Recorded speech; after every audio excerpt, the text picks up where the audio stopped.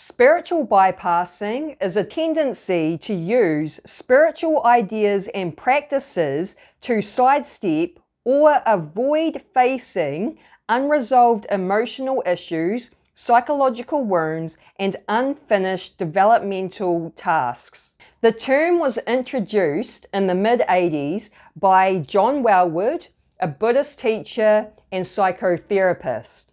So what spiritual bypassing basically is it's where you use spiritual practices to get yourself into a positive state.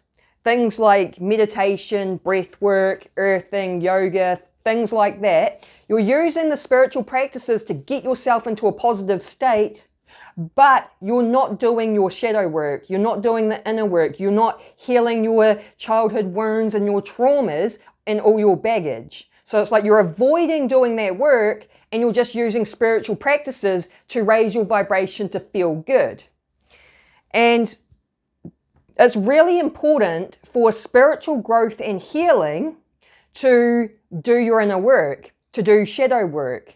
We can't avoid our shadow, otherwise the shadow just keeps coming up in our life creating problems. And so when people that are spiritual bypassing, when they're using these practices to get themselves into a positive state, because they still have their baggage, they haven't cleared out their baggage, that baggage that's still there is going to keep bringing them back down into low frequencies. So they might come back down feeling low, they use their spiritual practice to get them back up into a positive state, but then they just keep falling back down because they're not doing the work. So when you do that work and you start healing these aspects of yourself, that is when you can stay in the higher frequencies. You don't have to keep relying on spiritual practices to get you there because you've basically cleared out your rubbish. So this is why shadow work is extremely important, especially if you've started that spiritual journey. And so what shadow work is, in case if you don't know, you may not have heard about shadow work. So firstly, we all have a shadow, and this is a psychology term coined by Carl Jung.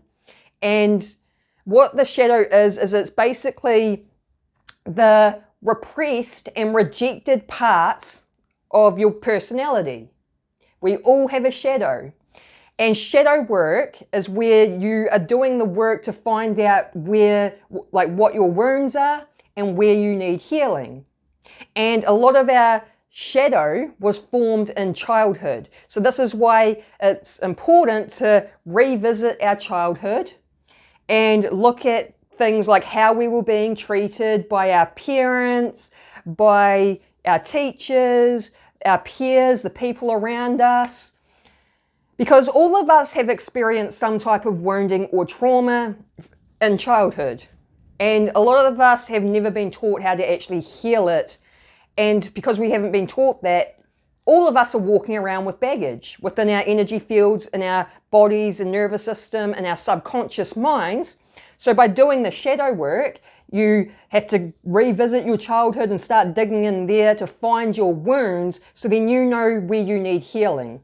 And then once you heal, you release these things from your subconscious mind, from your body, your nervous system, and your energy field, and that is what raises your vibration. And so there are a number of ways your shadow pops up in your reality, and I'll give you some examples. So if you're judging someone, and you know, a lot of us are guilty for judging other people, but when you judge someone, that is your shadow coming up. There's a reason behind your judgment. There's a root cause. And then when you do the shadow work and you find the root cause of that and you heal it, you will find that you will no longer be judging people. Another way the shadow comes up is when you've been triggered. Something in your reality has caused you to have this emotional reaction. That is your shadow coming up. So whenever you're triggered, realize that the triggers are the guide. The triggers are teaching you where you need healing. So work with it. Whenever you've noticed you've had this emotional reaction, question it, work with it, use emotional inquiry, dig into it to find the root cause so you can heal it. Another way the shadow can come up is through jealousy. Just by being jealous of someone else, that's your shadow. But jealousy is not a bad thing either. Like, it's not actually a negative thing.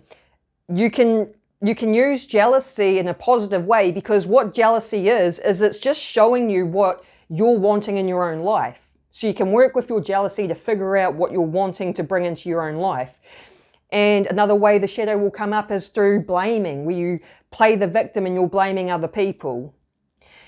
And another one that's very popular is writing negative comments on social media. We all know, there's trolls out there, there's people that are just miserable and they just want to write negative comments everywhere, attacking people.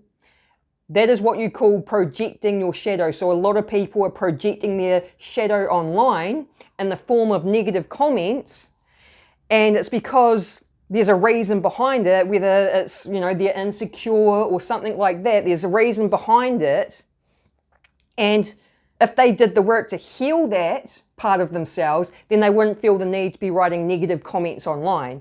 So if you ever receive negative comments online, don't take it personally. This is just someone projecting their shadow onto you. So this is why shadow work is extremely important. We have to go into the dark parts of ourselves instead of avoiding it and running away from it. Because when we go into our dark parts of ourselves, we do our shadow work, we heal. That is how you get spiritual growth and healing. This is how you evolve and have transformations. And that is what leads you to creating a better life for yourself. Because what you're basically doing is you're cleaning up your energy field. You're clearing out the rubbish that's holding you back in life. So we don't want to be spiritual bypassing. We don't want to avoid the shadow work and all the dark, ugly stuff and just use spiritual practices to make ourselves feel good. So if you've never done shadow work before and you want to learn more about it, I will link a video at the end of this one. It's a shadow work for beginners, the ultimate guide that will teach you everything you need to know about shadow work. So I recommend watching that. It's a great place to start. If you got value out of this video, let me know by just hitting the like button or write a comment. And if you like this sort of content, make sure you subscribe, hit the bell notification. Hope I see you on the next video. Have an awesome day. Peace.